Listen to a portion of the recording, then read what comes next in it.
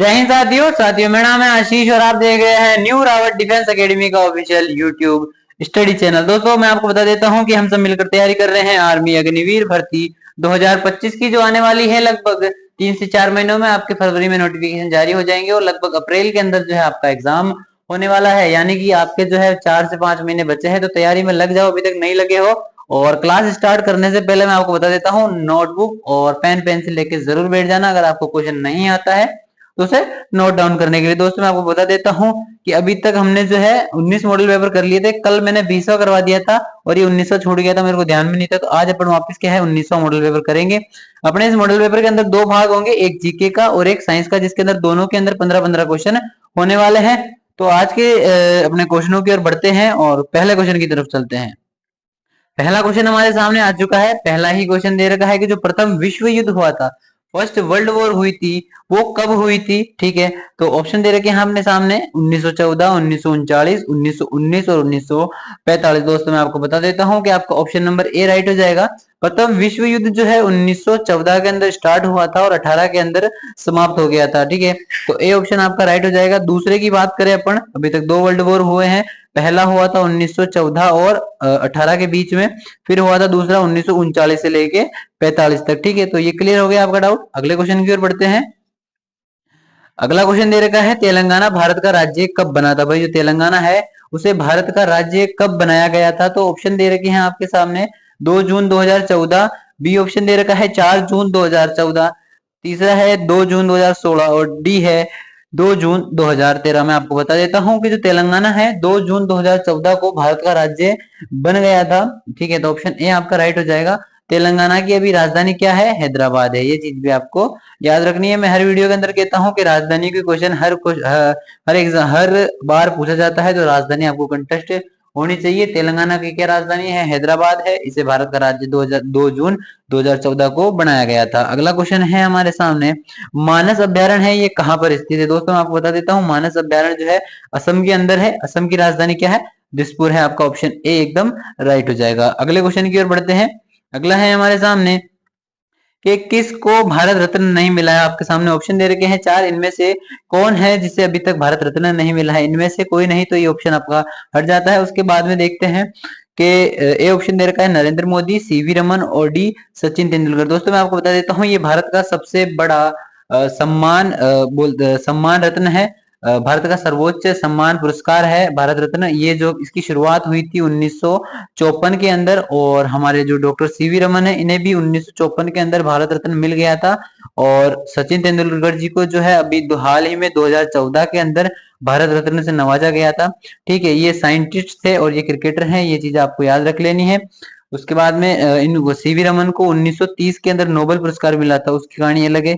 But आपको ये चीज याद रख लेनी है, 1954 के अंदर ही भारत रत्न स्टार्ट हुए थे और 1954 के अंदर विज्ञान के क्षेत्र में जो है सीवी रमन जी को भारत रत्न दिया गया था। क्रिकेट में क्षेत्र में सचिन तेंदुलकर को 2014 के अंदर भारत रत्न दिया गया था। अभी तक नरेंद्र मोदी जी को नहीं मिला, तो आपको ऑप्शन ए एकदम राइट हो जाएगा कि भाई किसको नहीं मिला, तो ए ऑप्शन राइट हो जाएगा, नरेंद्र मोदी। ठीक है, अगले क्वेश्चन की ओर बढ़ते हैं।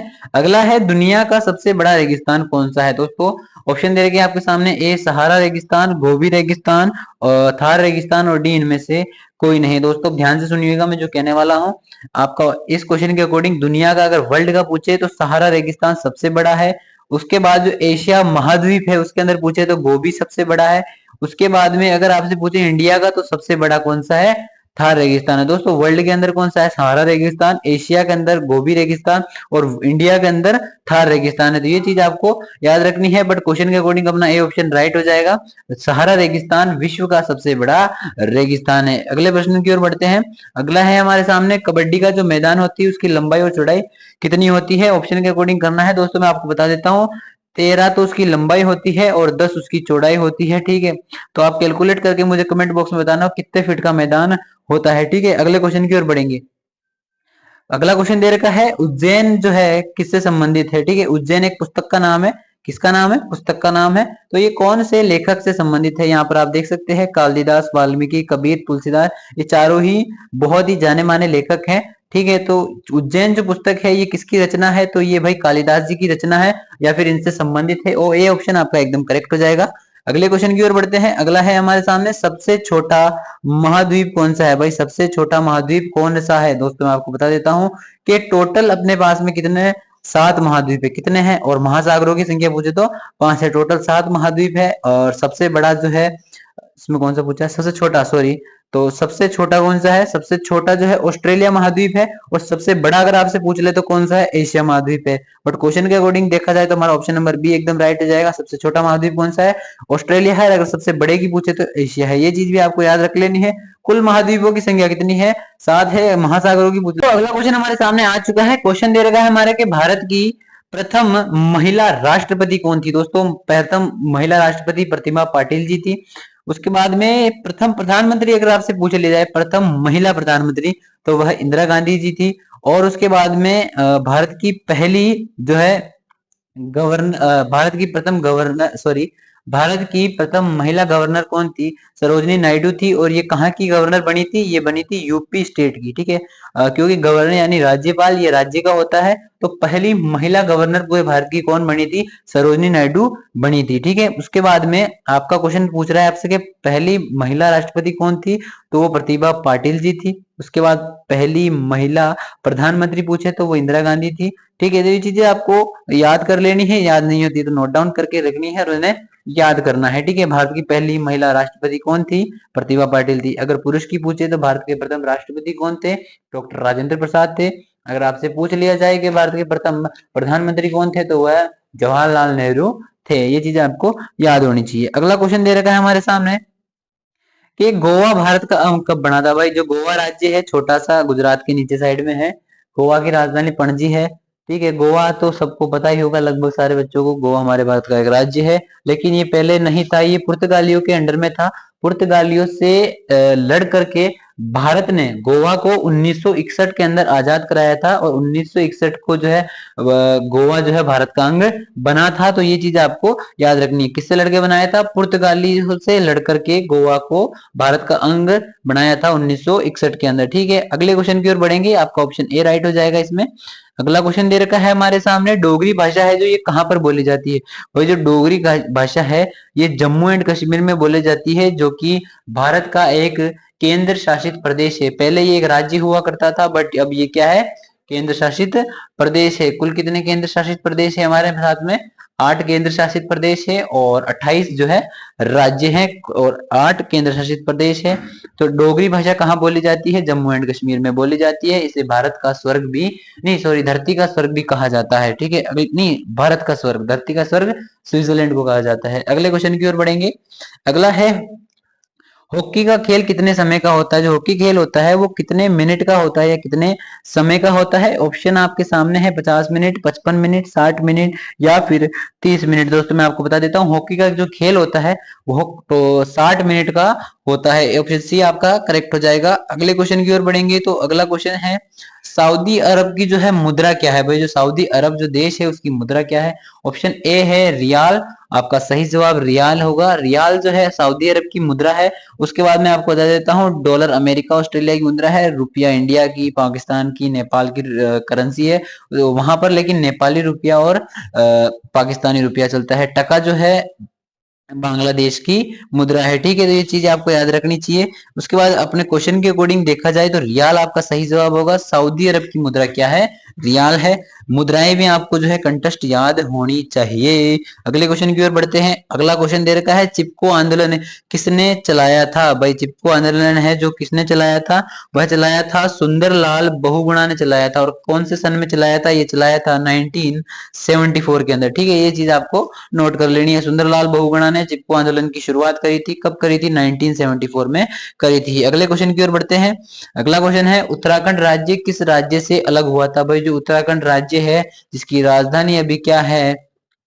देहरादून है। और ये किससे अलग होकर बना है? यानी पहले ये उत्तर प्रदेश का भाग हुआ करता था। उत्तर प्रदेश से अलग होकर के उत्तराखंड राज्य बनाया गया है। यानी पहले एक ही राज्य हुआ करता था, बट अब 2 राज्य अलग अलग हो गए। उत्तराखंड की राजधानी क्या है? देहरादून है। उत्तर प्रदेश की लखनऊ है। अगले क्वेश्चन की ओर बढ़ेंगे। अगला है हमारा साइंस का क्वेश्चन है दोस्तों, ध्यान से समझना। क्वेश्चन दे रखा है, एक विद्युत बल्ब को 220 वोल्ट से जलाया जाता है तो विद्युत प्रवाह 0.50 एम्पियर है। तो पावर कितनी होगी, है ना, सामर्थ्य कितना होगा, ये चीज आपसे पूछ रहा है दोस्तों। इस बार जो है एमसीक्यू क्वेश्चन शायद हर शिफ्ट के अंदर लगभग पूछ लिए गए थे, न एक दो शिफ्ट में मिस हुए थे, बाकी एमसीक्यू क्वेश्चन एक क्वेश्चन हर शिफ्ट में पूछा गया था। तो देखो विद्युत बल्ब जो होता है इसे अपन विभवांतर कहते हैं, वी से डिनोट करते हैं। तो 220 वोल्ट अपने पास दे रखा है। उसका एम्पियर यानी आई जो है कितना है, 0.50 है। अपन से क्या पूछ रहा है, ये पावर पूछ रहा है यानी सामर्थ्य पूछ रहा है। इसको अपन पी से रिप्रेजेंट करते हैं पावर को। इसका फॉर्मूला आता है v इंटू आई, ठीक है। v इंटू आई होता है, v अपने पास में दे रखा है 220, ठीक है। v अपने पास में दे रखा है, क्या दे रखा है, p बराबर v इंटू आई, ठीक है। ये इंटू है, एक सेकेंड मैं ढंग से करता हूँ एक बार। p is equals to v into I, ठीक है, इंटू p बराबर 220 गुणा आई दे रखा है अपने पास में 0.50। अपन ने यहाँ से पॉइंट हटाया तो नीचे कितने लगेगा, 10। एक जीरो से सॉरी, हाँ एक जीरो से एक जीरो काट देते हैं, एक जीरो से एक जीरो गया। उसके बाद 22 को अपन इससे गुणा करते हैं, 5 × 5 = 10, इससे हासिल गया 5 दूनी 10, 10 और 1 11, तो 110 वोल्ट अपना आंसर हो जाएगा। कितना कहाँ पे दिख रहा है, यहाँ पे ए, बी ऑप्शन आपका राइट हो जाएगा दोस्तों। 110 वोल्ट आपका सही जवाब हो जाएगा। सूत्र हमने लगाया है P is equals to V into I, यानी विभवांतर गुणा एम्पियर, ठीक है। तो ये चीज आपको याद रखनी है क्योंकि एमसीक्यू क्वेश्चन हर बार पूछ लिया जाता है, इसलिए मैंने इस मॉडल पेपर में डाल दिया था। अगले क्वेश्चन की ओर बढ़ते हैं। अगला क्वेश्चन दे रखा है, चिकनगुनिया कैसे फैलता है। भाई जो चिकनगुनिया बीमारी होती है किस तरह फैलती है, तो भाई मैं आपको बता देता हूँ, ये मच्छरों से फैलने वाली बीमारी है, ठीक है। तो आपका ऑप्शन नंबर डी राइट हो जाएगा। भाई मच्छर के काटने से जो है चिकनगुनिया हो जाता है, ठीक है। ये आपको याद रख लेना है, ऑप्शन डी आपका करेक्ट हो जाएगा। अगले क्वेश्चन की ओर बढ़ेंगे। अगला है, इनमें से कौन प्रदूषक नहीं है, कौन प्रदूषक नहीं है। प्रदूषक का अर्थ होता है प्रदूषण फैलाने वाली गैस या फिर प्रदूषक फैलाने वाला कारक, जिससे कि जो है वातावरण में प्रदूषण फैलता है, उसे क्या कहते हैं अपन, प्रदूषक कहते हैं, यानी पोल्यूटेंट कहते हैं, जिससे कि पोल्यूशन फैलता है, ठीक है। अपने पास ऑप्शन दे रखे हैं SO2, CO2, NO2 और CO। दोस्तों मैं आपको बता देता हूँ, ये तीनों गैस जो है इनकी वजह से क्या होता है, प्रदूषण फैलता है, लेकिन N2O से जो है प्रदूषण नहीं फैलता है। इसे कहते हैं सल्फर डाइऑक्साइड, इसे कहते हैं कार्बन डाइऑक्साइड, इसे कहते हैं कार्बन मोनोऑक्साइड, जो कि सबसे जहरीली गैस मानी जाती है। N2O को जो है इसे कहते हैं अपन डाई नाइट्रोजन ऑक्साइड, ठीक है। क्या कहते हैं, डाई नाइट्रोजन ऑक्साइड कहते हैं। आपका ऑप्शन सी राइट हो जाएगा भाई। इससे N2O से जो है कोई भी प्रदूषण नहीं होता है वातावरण में, ये चीज आपको याद रखनी है। अगले क्वेश्चन की ओर बढ़ते हैं। अगला है, निम्नांकित में से स्केलर मात्रा कौन सी है। स्केलर मात्रा कौन सी है, तो मैं आपको बता देता हूँ, विद्युत विभव जो है स्केलर मात्रा के अंदर आती है। आपका ऑप्शन नंबर डी राइट हो जाएगा। अगले क्वेश्चन की ओर बढ़ते हैं। तो अगला क्वेश्चन हमसे पूछ रहा है, सोडा पानी बनाते हैं, सोडा पानी जो अपन बनाते हैं, जो गोकुल धाम की सारी पुरुष मंडली सोडा शॉप पर पानी सोडा पीती है, उस समय कौन सी गैस का प्रयोग होता है। भाई जो सोडा अपन बनाती है, तो जो सोडा बोतल होती है उसके अंदर कौन सी गैस भरी जाती है जिससे कि झाग उत्पन्न होते हैं, तो उसके लिए जो है सॉरी सॉरी कार्बन डाइऑक्साइड भरी जाती है, जिससे कि झाग उससे उत्पन्न होता है और प्रेशर से निकलता है जी, ठीक है। ये चीज आपको याद रखनी है। सोडा पानी बनाते समय कौन सी गैस का प्रयोग होता है, कार्बन डाइऑक्साइड गैस का प्रयोग होता है। आपका ऑप्शन नंबर बी एकदम राइट हो जाएगा। अगले क्वेश्चन की ओर बढ़ते हैं मेरे भाई। अगला क्वेश्चन हमारे सामने आ चुका है। निम्न में से अदिश राशि कौन सी है। भाई अदिश राशि की पूछे तो देखो, बल जो है सदिश है, त्वरण जो है सदिश है, तो बचा गति, तो गति जो है एक अदिश राशि है। तो ये चीज आपको याद रखनी है। अदिश और सदिश जो है टॉपिक आता है पूरा, तो ये नॉर्मल आपको पढ़ना पड़ेगा, पूरा कवर करना पड़ेगा, तब जो है नॉर्मली चीजें आपको समझ में आएगी, ठीक है। लेकिन यहाँ पर अपना ए ऑप्शन राइट हो जाएगा। एक बार आप जो है यूट्यूब पर सर्च करिएगा सदिश और अदिश में अंतर, तो आप अच्छे से समझ जाएंगे, ठीक है।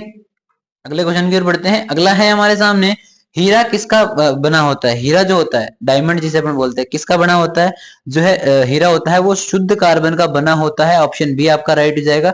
दोस्तों इसको इंपॉर्टेंट टिक कर लेना, क्योंकि इस बार भर्ती के अंदर ये क्वेश्चन आया था 24 अप्रैल को, सेकेंड शिफ्ट के अंदर ये क्वेश्चन पूछा गया था कि हीरा किसका बना होता है। इंपॉर्टेंट क्वेश्चन है, मोस्ट इंपॉर्टेंट क्वेश्चन है।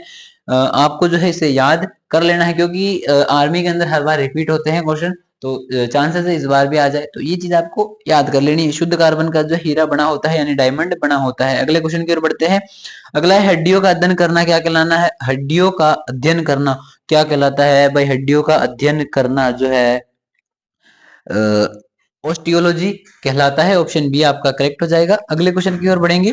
अगला क्वेश्चन दे रखा है, निम्न में से बिजली का सबसे अच्छा चालक कौन सा है, जिसके अंदर आसानी से जो है बिजली चल पाती है या प्रवाह हो पाती है।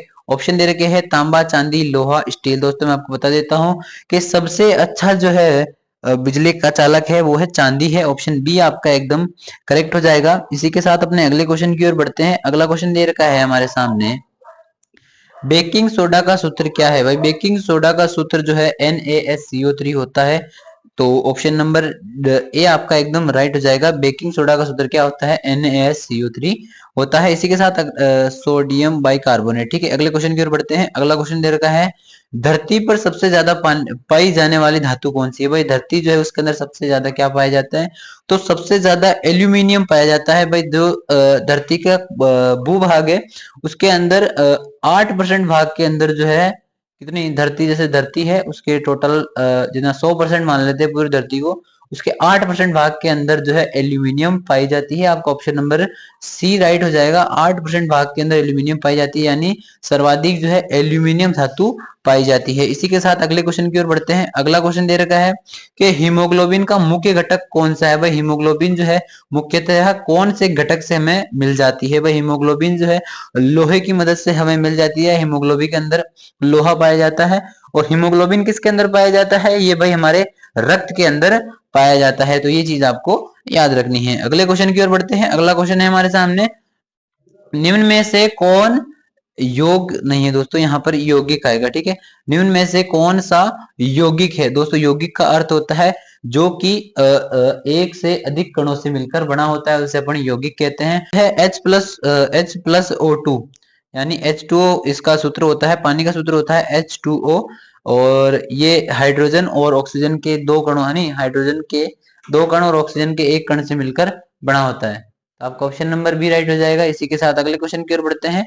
अगला क्वेश्चन हमारे सामने आ रखा है कि बुलेट प्रूफ ग्लास की बाहरी परत मोटे कांच की बनी होती है। जो बुलेट प्रूफ गाड़ी होती है उसके अंदर जो बाहरी परत होती है वो मोटे कांच की बनी होती है, लेकिन जो भीतरी परत होती है वो किसकी बनी होती है, वो मैं आपको बता देता हूँ। पॉलीकार्बोनेट तत्व की बनी होती है, यानी ये छोटे छोटे कार्बोनेट होते हैं जो कि एक बहुत ही शानदार ढाल का इजाद करते हैं, जो जिसके अंदर जो है बुलेट जो है आसानी से नहीं जा पाती है। ठीक है, तो आपका ऑप्शन सी राइट हो जाएगा। इसी के साथ अगले क्वेश्चन की ओर बढ़ेंगे। अगला है हमारे सामने, सबसे छोटा नाभिक वाला तत्व कौन सा है भाई। जो सबसे छोटा ऐसा कौन सा तत्व है जिसका नाभिक सबसे छोटा होता है। नाभिक सबसे छोटा होता है तो हीलियम का सबसे छोटा नाभिक होता है। नाभिक हीलियम का सबसे छोटा होता है। आपका ऑप्शन नंबर बी राइट हो जाएगा।